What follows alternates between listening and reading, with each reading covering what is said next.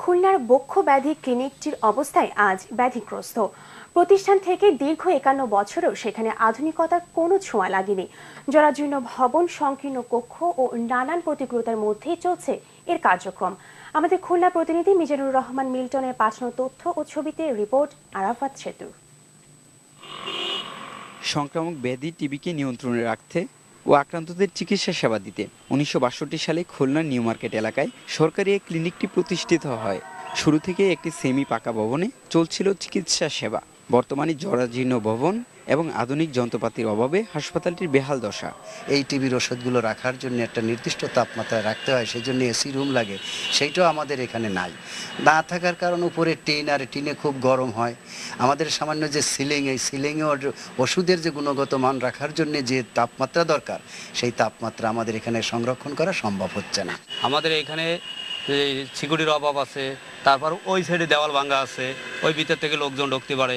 বৃষ্টির সময় আমাদের ভিতরে পানি ঢোকে। আমাদের এটা নূতন করে যদি ওয়াল করে ভালো করে যদি করে, তাহলে আমাদের পক্ষে ভালো হয়।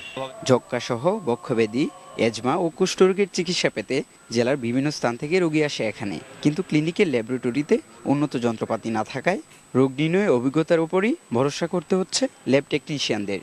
সবার আগে দরকার একটা ল্যাব করতে হলে তো সেই রুম দরকার, সেই রুমটা হলো এই অবস্থা।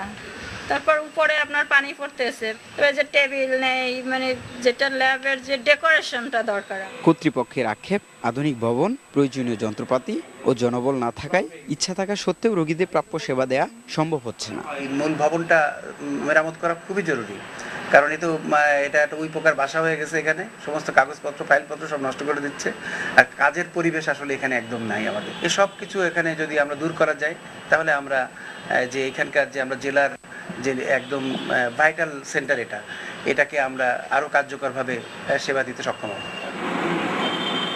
আরাফাত সেতু, এশিয়ান টিভি।